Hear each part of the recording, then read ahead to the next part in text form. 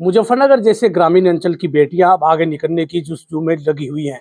इसी कड़ी में मानवी चौधरी हमारे साथ है, जिन्होंने यूपीएससी एक का एग्जाम दिया और कल परसों जो रिजल्ट आया उसमें जेलर बनी है यूपी कैडर में।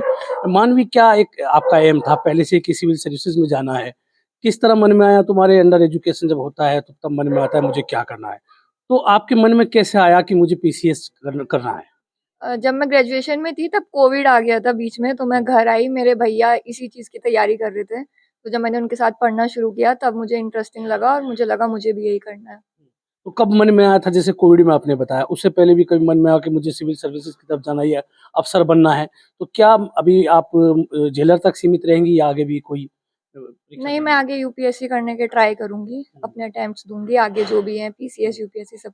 तो फर्स्ट अटेम्प्ट में आपने पास किया है। क्या-क्या तैयारी आपकी थी? किस तरह आप तैयारी करती थी? थोड़ा-सा बताएँगे ताकि और लोगों के लिए भी एक सबक बन सके कि हाँ, हम इस तरह भी कुछ कर सकते हैं।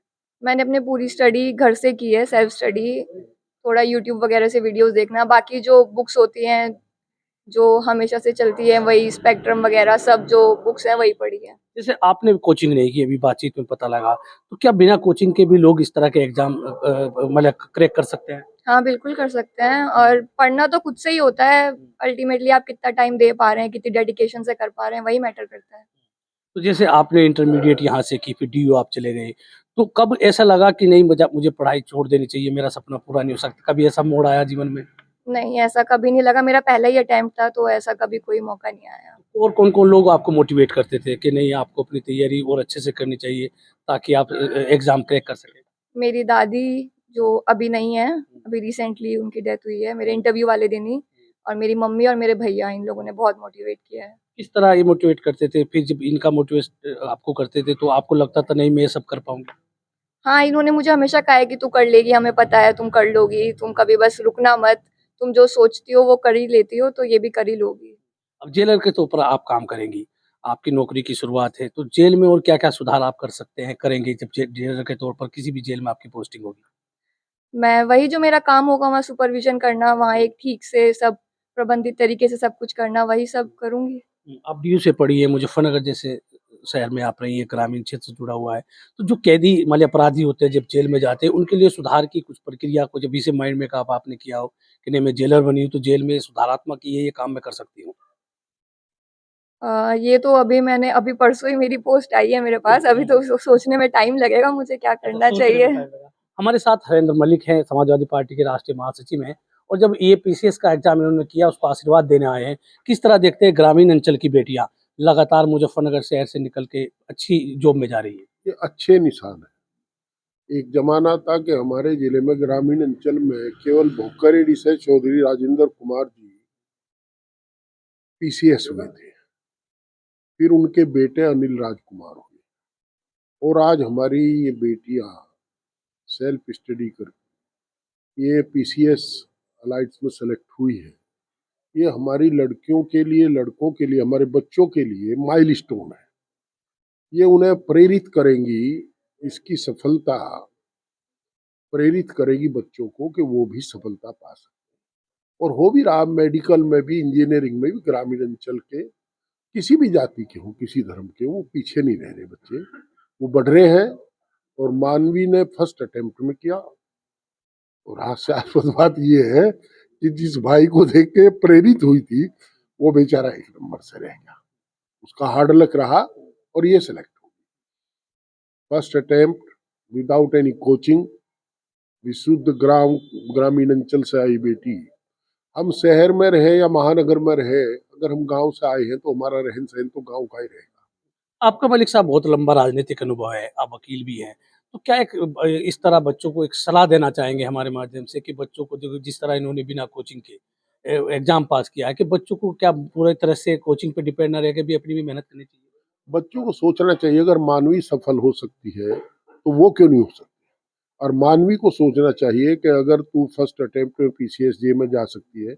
एक बात मैं उल्लेख करूंगा, उस दिन इसके साथ थोड़ी ट्रेजडी हुई, नहीं तो मेन में आती है। जिस दादी जी से इनका बहुत सेंटिमेंटल अटैचमेंट था, उनका स्वर्गवास उसी दिन हुआ। कैन यू इमेजिन कि जिस बच्ची की दादी उसी दिन स्वर्गवासित हुई हो और वो इंटरव्यू देने जा रही, तो ये नेचुरल है कि डिस्टर्ब तो रही होगी, ऐसा हमारा मानना है। अगर वो हादसा ना होता तो ये मेल में चली जाती। इसे अब आगे की तरफ देखना है, जैसा इसने खुद कहा भी है कि ये आगे की तरफ देखेगी, और दूसरे बच्चों को मानवी को आदर्श मानना चाहिए, माइलस्टोन मानना चाहिए, वो इसकी तरफ देख करके उन्हें आगे बढ़ना होगा। बढ़ना होगा। अभी मलिक साहब ने बताया कि जिस दादी को आपको मोटिवेट करती थी, जो दादी, उनकी डेथ उसी दिन हुई जब आपका इंटरव्यू था। तो क्या अगर वो घटना आपके साथ ना होती, तो आप मेंस में जा सकती थी, एसडीएम भी बन सकती थी? हाँ, हो सकता है, मतलब मैं बहुत ज़्यादा अटैच थी उनसे, हम लोग काफ़ी ज़्यादा क्लोज़ थे, बचपन से उन्हीं के साथ रहे हैं। पूरा टाइम वो मोटिवेट करती थी, उनका सपना था मुझे ऑफ़िसर बनते देखना, तो उनको उस टाइम पे खोना तो बहुत डिफ़िकल्ट रहा था। तो मन में कहीं न कहीं कसक है कि जो दादी चाहती थी कि आप अफ़सर बने, रिज़ल्ट आने से पहले वो चली गई। हाँ, ये है कि वो देख नहीं पाई, वो मेरी अचीवमेंट देख के सबसे ज़्यादा खुश वही होती है, और वो ये बहुत टाइम से देखना चाहती थी, कहती थी बचपन से तुम्हारे लिए इसीलिए इतनी मेहनत की है, तुम्हारे पीछे बहुत मेहनत की है उन्होंने हमारे साथ, मैं चाहती थी वो ये देखे। वो पहले से मुझे ऑफ़िसर, ऑफ़िसर ही बुलाती थी। तो पहले से ऑफ़िसर बुलाती थी, तो कहीं न कहीं जो दादी बुलाती थी, वो आज भगवान ने, ऊपर वाले ने उसको साफ सफ काम हाँ जी, वो खुश ही होंगी, वो बहुत खुश होंगी, पता है। खुश होंगी। आपके हमारे साथ इनकी मम्मी हैं, आप बताइए आपकी बेटी जेलर बनी है, किस तरह इस खुशी को बाँटना चाहती है? क्या उम्मीद थी इनसे कि नहीं, ये एक दिन सरकारी ऑफ़िसर बनेगी, जो उनकी दादी का भी सपना था? जी, हमें मालूम था ये जो करना चाहेगी वो करेगी। हम इसको पहले से ही कहते थे कि जो जिस चीज़ में जिस फ़ील्ड में जाएगी, वो कंप्लीट करके आएगी। हमारे साथ राकेश शर्मा है, समाजवादी पार्टी के राष्ट्रीय सचिव हैं। आशीर्वाद देने इस गुड़िया को आए हैं। आप बताइए किस तरह इनकी सफलता को देखते हो? क्या एक आशीर्वाद के रूप में आप इनको कहेंगे? मैं इस परिवार को शुभकामनाएँ दूँगा। जो हमारी बहन जी हैं दीपाली जी, इन्होंने बहुत अच्छे संस्कार इस परिवार को दिए, इन बच्चों को दिए। और जैसा कि मलिक साहब ने भी अभी बताया, आप सबको मालूम है कि इस बच्ची ने बिना कोचिंग के अपनी मेहनत से घर से पहले अटेम्प्ट में पास हुई है। तो मेरी शुभकामनाएँ हैं कि आगे भी जो है ये यूपीएससी का एग्ज़ाम दे और सेलेक्ट हो। तो मेरा आपसे आखिरी सवाल है, बच्चों को जो लोग तैयारी करते हैं पीसीएस की या यूपीएससी की, उनको क्या-क्या अपनी तैयारी में क्या-क्या चीज़ें रखनी चाहिए? उनको पहले तो ये सोचना चाहिए कि बहुत लोग आएँगे जो डिमोटिवेट करेंगे इस टाइम पे कि नहीं होगा, रहने दो, बहुत टाइम हो गया है, एज निकली जा रही है। इन सब बातों पे बिल्कुल ध्यान नहीं देना चाहिए और सिर्फ़ अपने गोल पे फ़ोकस रखना चाहिए कि तुम कर सकते हो। खुद को मोटिवेट खुद से करना पड़ेगा कि तुम कर सकते हो, और बस मोटिवेटेड रहोगे और एक डेडिकेशन से एक रूटीन फ़ॉलो करोगे तो हो जाएगा।